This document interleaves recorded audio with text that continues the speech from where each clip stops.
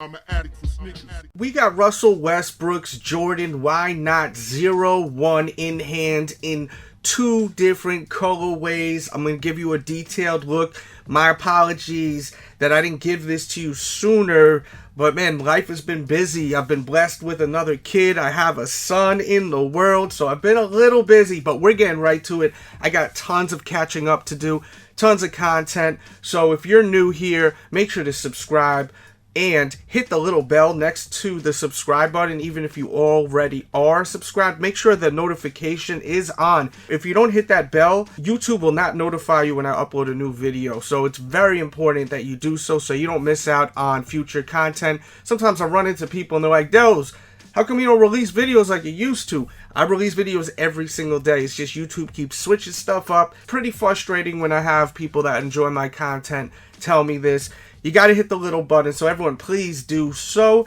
And let's get to the shoe. Now, the Jordan Why Not 0.1 features a mesh and fuse construction on the upper. It is lightweight and it has a full zoom air unit. Retail is $125. Now, for a basketball shoe with a full zoom unit, I feel like that price point is on the money. I mean, it is definitely an affordable shoe compared to others when it comes to the technology it's giving. There are definitely cheaper options for basketball when it comes to Nike shoes, like the PG2 that's out. If you didn't see my review on that, definitely check it out. I'll put a pop-up somewhere on the screen.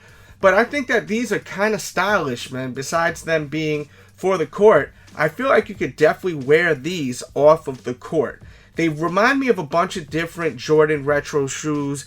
They do remind me of some of the higher numbered up retro shoes from Jordan back in the days. Like a little bit of a combination of a few of them. I think they are very nice. I do like them in hand. I did like them in the photos. And both of these colorways are really tough. As you see, we're looking at this BRED colorway. I like the colorway a lot, and I also really like this one right here, this black and white colorway. I think that both are really, really nice. Here's a quick look at the back of the shoe right there. Check it out. You have your little Jumpman with engineered for flight going down. There's a look at the medial side of the shoe. I did try these on. They do fit true to size. I definitely recommend true to size. They are kind of a pain to put on your feet, but once you put them on your feet, they definitely are true to size. It's not like it's a real pain to put on your feet where you need to go up half a size, because if you do, I really feel like they're going to fit a little too big. So go true to size, but it's definitely not a walk in the park to throw these on your feet. You got to sit down and take your time with it. But they're very comfortable, definitely. And let's look at the other colorway right here. Also, let me know which one you like better, of course, in the comments. Let's take this strap off. As you can see, it says Why Not right there. And we'll look in the footbed really quickly. Check that out. And then there's a look at both going up. You have your mesh fuse upper, your Jumpman right there, your lace lock, and then you have your Russell Westbrook branding over these straps right here. Just to give you an idea of the actual mesh and fuse, the give that it has. And I just want to just mush this thing up. As you can see, it starts getting more solid toward the back, more support toward the back. And it's made nicely. The shoe is made nicely, in my opinion. And there's a look at the outsole. Check out the traction. Got your Jumpman right there. And once again, it does have a full-length air unit. And there you go, with a close-up HD look at these shoes available now. I will put information in the description box below if you're looking for them. My question to you is, besides which colorway you like better, I asked you earlier in the video. My other question is, how do you feel about wearing these casually? Do you think that this is a sneaker you can wear casually? In my opinion, I could see myself wearing this casually way before wearing something like the LeBron 15 will give an example for. I think that these are nice shoes, and I recommend them. I think they're hot. Me personally, I'm going to wait until they go on sale. Call me cheap, but man, there's a new sneaker releasing every other day, it feels like. It's hard to keep up, but I really like these a lot in both of these colorways. I wasn't the biggest fan of the All-Star colorway that came out that had a whole bunch of different designs on the upper. That still is available now. Once again, I'll put information to help you guys out in the description box if you're looking for them. And I hope you guys enjoyed this vid. Thumbs up the video, and thank you for everyone that actually does so. It helps my channel. And don't forget, we got the Sneaker Addict t-shirts. Ships worldwide, fits true to size. Thank you to everyone that's been picking up the t-shirts. Really love the support. Really appreciate the support. They ship worldwide, so no matter where you live in the world, we should be able to get them to you. The same people that make the Bullet Club New Japan t-shirts, they're the ones that make my t-shirt. That's why if you see, you may get thrown off. It says ProWrestlingTees.com. I love how they make their shirts, so I wanted to make sure I did a partnership with them so that I deliver some nice quality t-shirts at an affordable price. That was another thing. I'm not trying to sell you guys a t-shirt that costs $30, $40. I feel like that's kind of ridiculous. So definitely check them out. I think you'll like at least one of the designs, and they'll match a lot of your favorite sneakers. Kicking it. What's good? Back up in the building. It's your boy DJ Delz back with episode 2 of Kicking It, where we talk sneakers with people I find interesting from all over the world that have the same common interest as me and you, these kicks right here. My first guest is Jacques Slate. This guy is doing it major. You'll catch him interviewing one day Nas and then the next day Kobe. He's doing all kinds of amazing work out there in the world when it comes to sneakers and much more. Let's shoot some questions to him and then ping pong back and forth. First, what I want to know is what sneaker first got this dude hyped. So I know you hearing me right now, brother. What was that first sneaker that just got you hyped? Yo, what up, DJ Delz and the Delz Nation? Is Delz Nation even a thing? I think I just made that up. But shout out to the Delz Nation. Anyway, I am Jacques Slade.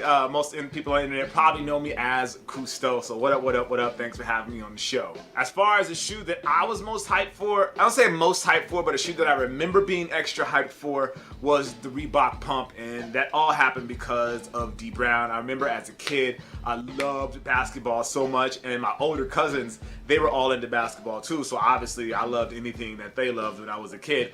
And I remember we were all watching the dunk contest, and I saw D Brown reach down and pump these up and do that dunk, and my cousins went crazy. And so, of course, for me, I seen them go crazy. I was like, oh, this must be awesome. Those shoes must be really, really awesome. So it was these, and I wanted these, but I never got them because moms wasn't having that. These were like $120 back then, and that definitely wasn't going to happen. That was $100 or something like that. Something crazy where I knew I wasn't going to get them, but I asked, and I got to know. And I actually didn't get these until earlier this year. Maybe it was late last year, so I finally got me a pair, but that's not till 2014 and 2015. So yeah, sure, I was hyped for it. Definitely these. I remember that moment. It'll always be a moment in my head, just watching my cousins jump up off the couch and explode when he did the little hide your face dunk. And so I'll always be hyped for that just because of my fam in basketball. So yeah, the Reebok Pump. Kicking it. Now I could definitely tell we're from the same generation because my shoe that got me hyped when I was a kid was these. These right here, the Reebok Twilight Zones. When I seen Dominique Wilkins wearing these, I was like, yo, I have to have them. And believe it or not, I was more hyped about this than them Jordans back in the days, man. This was the shoe to have back in the days, still the shoe to have now. Anyone that loves basketball and loves sneakers, especially Reebok, this is a grail for many. Kicking it. Something really interesting is when you actually learn something about the design of a shoe. Last episode we were talking about shoes that you look at and they remind you of something completely different than what it was supposed to be all about. Like for instance, if you've seen like a collaborator doing a shoe with a certain brand, it's supposed to be inspired by fill in the blanks, and then you look at the shoe and it reminds you of something totally different. Then there's just the whole fact of learning about shoes and what they are actually inspired by when it comes to simple things like even these laces here on the Jordan 11 being inspired by the actual net of the basketball hoop. Let's get back and talk more kicks with Cousteau. A sneaker concept that's different. I can't say that I thought it was different. I just didn't know what it was until later on in life, and that shoe was the Air Max 95. I remember when I first saw it, again, it was just one of those things where I was like, wow, that's really, it was just crazy unique, you know, just because of the shape of the shoe and the way the lines flowed on the shoe. And I never knew exactly what it represented or what it stood for until later on in life when I found out that it was actually the spine, and then it all made sense to me. But I always knew that there was something really unique about the Air Max 95 and the way that the shape, way it was shaped. I just didn't know that it was actually the human spine until later on in life. But now seeing that, knowing that it's the human spine, it absolutely makes sense to me. And shout out to the designer Sergio, who did a great job, because he got me and I didn't even know the intent or the concept of the shoe, but I saw it and I was hooked. Kicking it. Now the next guest I have on Kicking It is Nightwing, who has his site weartesters.com, and he also, of course, has his YouTube channel, which is very infamous for his performance reviews and much more. So I want to chop it up with him and talk kicks. First, let's talk about favorite shoes. This shoe right here is definitely my favorite shoe, the black and infrared 6. This one is the retro with Nike on the back, and I just love this shoe. I think it looks great on feet. Definitely my favorite sneaker of all times. Not even my favorite Jordan, but my favorite sneaker of all times. Let's find out what shoe is one of Nightwing's favorite shoes of all times. Favorite basketball shoes of all times, matter of fact. Nightwing, what's good, homie? Yo, what's good, Delz? This is Nightwing 2303, in case you guys don't know who I am. One of my all-time favorite sneakers is actually the Jumpman Pro. This was Jordan Brand's first team model.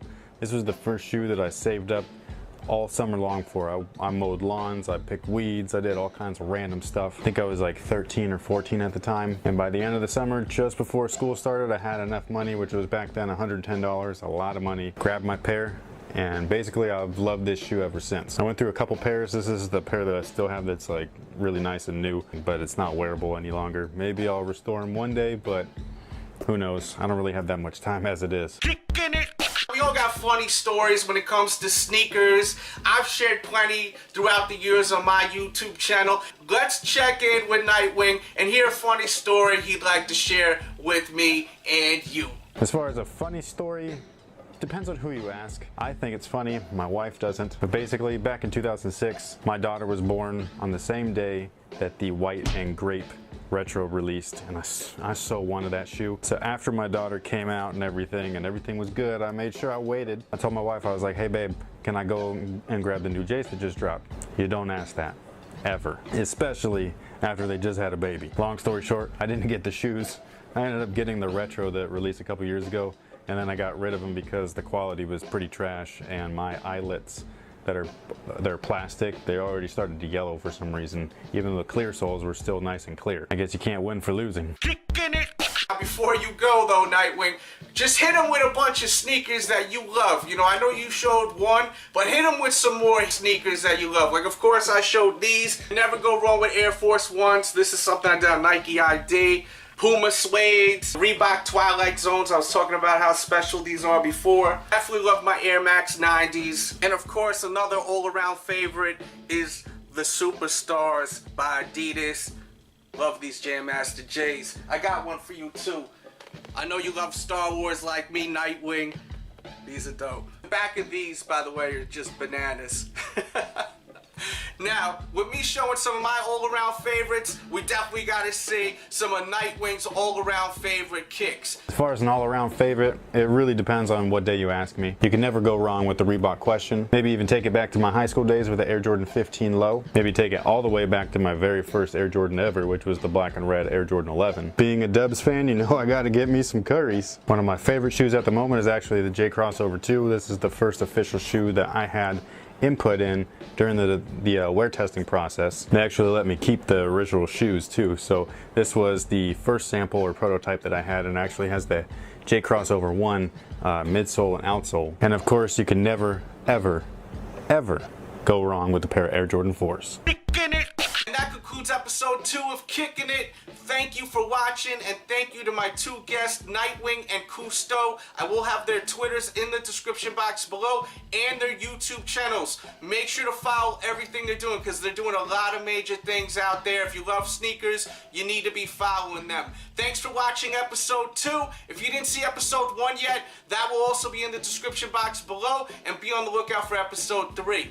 Once again, thank you for watching, Kicking It, and we are out. Kicking It. One thing I know I love is concepts. Whenever there's a sneaker that comes out and it has some kind of inspiration, for example, these skunk dunks right here, love these. But then you have a shoe like this that reminds me of this, and this shoe right here has to do with Wimbledon. But to me, when I look at this colorway, it's pretty close to something like this. Let's check in with my homeboy Foamer Simpson. He got a story about a pair of kicks that remind him of something completely different than what the shoe is supposed to be all about. Foamy, what's good, homie? What's up, Delz? There is definitely a sneaker that reminds me of something totally different than what it was supposed to mean, and that sneaker is